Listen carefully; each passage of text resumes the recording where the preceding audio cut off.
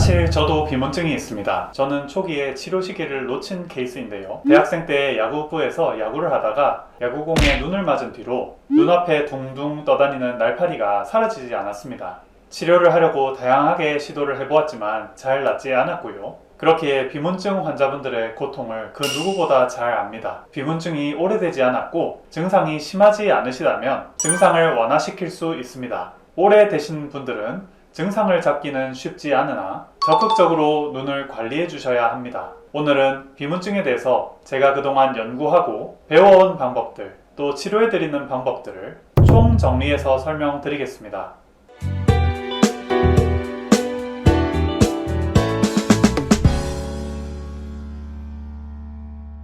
안녕하세요. 한의학의 소리 한의학 박사 김조영입니다. 비문증은 눈앞에서 날파리가 떠다니는 것 같이 물체가 시야에서 사라지지 않고 계속 보이는 증상입니다. 모양에 따라 실 같은 검은 점, 떠다니는 거미줄, 또는 검은 구름 등 다양하게 표현되는데요. 마치 날파리나 모기가 날아다니는 것 같다 해서 날비, 모기 문자를 써서 비문증이라 명명한 것이지요. 이 증상은 20, 30대 젊은 영령부터 노인분들까지 많은 분들이 호소하는 증상입니다. 별거는 아닌 것 같아도 계속 눈앞에 아른거리니 불편하고 스트레스 받는다는 분들이 많이 계시기도 합니다. 저 역시도 이 비문증 때문에 눈이 더 나빠지고 안 좋아지는 거 아닌가 걱정을 많이 했었습니다. 비문증의 원인은 아주 다양합니다만 핵심은 바로 눈 속의 유리체와 망막입니다. 눈안을 투명하게 채우고 있는 유리체가 액화되며 그 액체들이 빛을 굴절시켜 비문증이 생깁니다. 그리고 유리체와 망막이 만나는 사이가 박리되는 후유리체 박리로 갑작스레 생기기도 합니다. 망막의 출혈이 유리체로 들어가서 그 출혈점이 보이기도 하고요. 망막에 구멍이 생기는 망막 열공에 의해서도 생길 수 있습니다. 포도막염으로 인한 염증에 의한 유리체의 변화에 의해서도 비문증이 생길 수 있습니다. 여기서 비문증이 위험한 것인지 아닌지를 우선 감별하는 것이 필요합니다. 그러기 위해서는 안과에 꼭 가셔야 합니다. 안과에 가셔서 동공을 확장시키고 도상 검안경 검사 및 세극 등을 이용한 안저검사 등으로 망막 열공 또는 망막 박리 여부를 확인해야 하죠. 특히 어두운 곳에서도 눈앞이 번쩍거리는 광시증이 생긴다면 더더욱 망막 열공이나 망막 박리가 있을 가능성이 높으니 안과 진료를 받으셔야 합니다. 여기서 망막 열공이 발견된다면 망막 열공을 메우는 레이저 광응고술이 필요할 수 있습니다. 망막 열공이 있는데 이것에 대한 조치가 취해지지 않으면 망막의 박리까지 일어나며 영구적인 시력 저하, 실명까지도 일어날 수 있기에 비문증이 생기신다면 꼭 안과에 가셔서 우선 검진을 받아보실 것을 권해드립니다. 그런데 안과에 가서 검사를 받아보셨는데 망막 열공이나 망막 박리가 없이 비문증만 있으시다면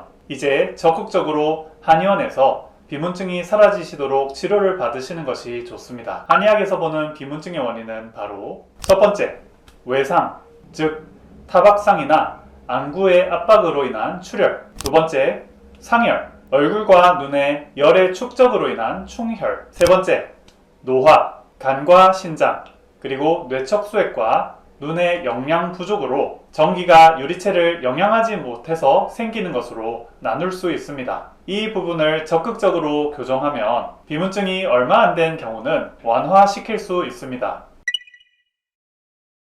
한의학적으로 비문증을 어떻게 치료하는지 조금 더 자세히 알려드리겠습니다. 먼저 외상과 타박상으로 안구가 압박되어 출혈이 생겨서 비문증이 온 경우는 어혈을 풀어드리는 한약을 체질에 맞게 지어드립니다. 소음인에게는 당귀, 천궁, 소양인에게는 목단피, 지유, 호장근, 태음인에게는 울금, 구인, 태양인에게는 우슬을 처방합니다. 눈 주변에 사혈을 해서 가볍게 피를 내어 어혈이 잘 풀리도록 도와드리며 혈해, 삼음교, 태백, 태연, 곡지 등 어혈을 풀어드릴 수 있는 혈자리에 침을 놓습니다. 상열이 되어 비문증이 생긴 경우는 목 뒤 또는 이마에 냉찜질을 하여 눈으로 가는 열을 줄입니다. 혈자리 중 눈의 열을 식혀드릴 수 있는 소부혈, 행간혈, 광명혈, 눈 주변 찬죽혈, 정명혈, 어요혈, 동자료혈, 승읍혈, 사죽공혈에 침을 놓습니다. 그리고 눈의 열을 식혀드리는 한약을 체질에 맞게 지어드립니다. 소음인에게는 충울자, 소양인에게는 결명자,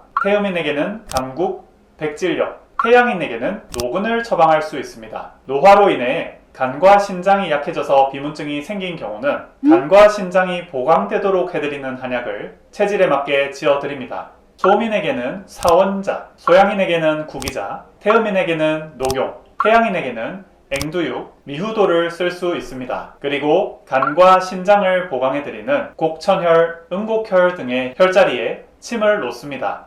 눈으로 혈액순환이 잘 되도록 동자류혈, 사죽공혈, 어요혈에 침을 놓습니다. 그리고 각 원인과 관계없이 구조적으로 비문증의 원인을 치료할 수 있는 방법이 바로 저평골, 턱뼈, 광대뼈 교정입니다. 저평골은 눈 뒤쪽을 감싸고 있는 뼈입니다. 더불어 눈 아래쪽과 앞쪽을 감싸고 있는 광대뼈와 위턱뼈를 교정함으로써 눈의 공간을 확보하고 눈이 압박되는 것을 줄여서 비문증을 경감시킬 수 있습니다. 또한 발효한 한약에 산화질소 대사체를 고정한 점안액을 눈에 점안하는 방법으로 산화질소가 망막의 혈관을 확장, 재생하고 출혈을 정리하게 도와주어 눈을 개선하는 방법도 있습니다. 주로 출혈로 인한 비문증의 경우에 이 방법이 도움이 많이 됩니다. 제가 치료해드린 한 환자분을 예시로 설명을 드리겠습니다. 올해 상월 중순에 내원하신 45세 아버님의 이야기입니다.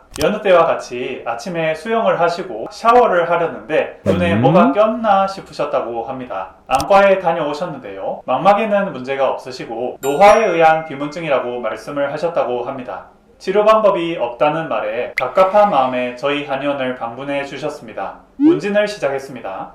183cm에 73kg이시고요. 하루 2번 대변을 보시고 매운 음식과 술을 드시면 설사를 잘 하십니다. 잠은 잘 주무시며 땀은 잘 나지 않고 땀을 내면 개운하다고 하셨습니다.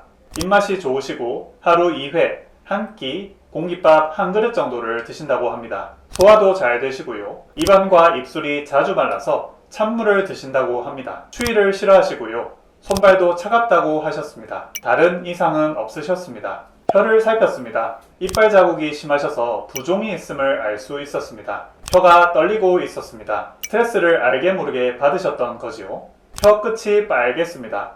얼굴에 열이 쌓이신 증거입니다. 혀 아래 정맥이 굵었습니다. 어혈이 많은 증거입니다. 맥을 보니 스트레스와 긴장이 나타내는 현맥이 잡혔고요. 위장, 췌장, 그리고 폐, 대장 쪽에 열이 많으시고 심장, 간, 신장은 피곤해져 있었습니다. 체질은 소양인이었습니다. 소양인이 상체로 열이 쏠리면서 손발은 차지고 붓기가 쌓이고 눈은 충혈되며 수영하면서 안압이 올라서 출혈이 살짝 생겨서 비문증이 오신 것으로 보였습니다. 저는 한약으로 머리의 열을 식혀드리고 붓기와 어혈을 풀어드리고 눈이 맑아지시게 한약을 처방해 드렸습니다. 그리고 침을 놔드렸습니다. 저평골과 광대뼈, 위턱뼈 교정, 좌측 눈 주변에 어혈을 풀어드리는 약침을 주입하고 눈 주변 혈자리에 침을 놔드리고 사암침으로 위장과 췌장, 폐와 대장의 열을 식혀드리고 심장, 소장, 간, 쓸개, 신장, 방광을 보강해드리는 심신구허침을 놔드렸습니다. 머리에 열이 많으시기에 목 뒤에 냉찜질을 해드렸습니다. 그리고 점안액을 한 방울 눈에 떨어뜨려 드렸습니다. 댁에서도 자주 넣어주시도록 처방을 해드렸습니다. 되도록 자주 오시도록 안내해드렸습니다. 그리고 그 다음 주 환자분께서 내원하셨는데요. 비문증이 사라졌다고 말씀해 주셨습니다. 환자분의 장모님이 블로그에도 감사의 댓글을 남겨주셨지요. 우선 눈을 비비시면 안됩니다. 눈을 비비시면 안구에 압박이 가해지며 망막에 출혈이 생기거나 유리체에 자극이 가해지며 액화 현상이 심해질 수 있습니다. 더불어 스마트폰, TV, 컴퓨터 모니터, 햇빛 등 눈에 자극을 심하게 주는 빛을 상대적으로 덜 보시는 것이 중요합니다. 피해야 될 음식으로는 눈의 염증을 조절할 수 있는 술, 인스턴트 식품, 육류, 유제품, 권장 음식으로는 항산화 성분이 풍부한 야채, 견과류, 통곡물, 블루베리, 파인애플, 태음인의 경우는 국화차, 소양인은 결명자차, 소음인은 사원자차, 태양인은 포도를 추천드립니다. 그 외에 비문증을 치료할 다른 방법은 없을까요?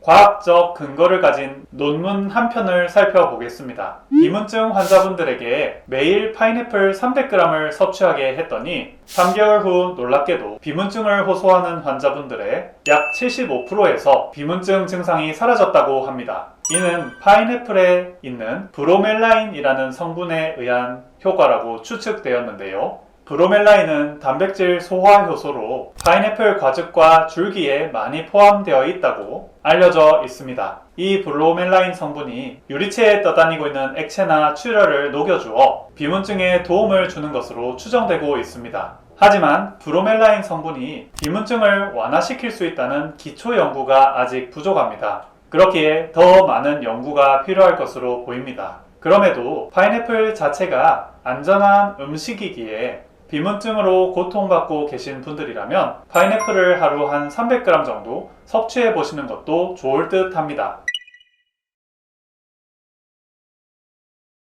만약 안저검사를 해서 망막 열공이 발견되었다면 반드시 레이저 광응고술을 실시하셔야 합니다. 그 외에 망막 열공이나 기타 안저 손상 없이 그냥 비문증이 생겼다면 솔직히 말해서 비문증은 꼭 치료하지 않으셔도 됩니다. 그리고 치료가 안 될 수도 있습니다. 비문증으로 인해 녹내장이나 백내장이 생긴다거나 실명하는 등 눈이 더 나빠지지는 않기 때문입니다. 그리고 우리 뇌는 필요가 없는 정보는 걸러내며 비문증에 점점 익숙해지고 불편도가 점점 줄어들게 되기 때문입니다. 하지만 비문증이 있으시다면 내 눈이 필요하다는 신호로 받아들이시고 적극적으로 눈을 보호하려는 노력을 하시는 것이 중요하다고 생각됩니다. 그런 면에서 한의학 치료가 비문증 환자분들께 많은 도움이 되실 겁니다. 오늘은 비문증의 정의, 증상, 원인, 한의학적 원인, 그리고 한의학적으로 제가 해드리는 치료법, 논문으로 입증된 치료 방법 등에 대해 알아보았습니다. 지금까지 한약의 소리 한의학 박사 김조영이었습니다. 감사합니다.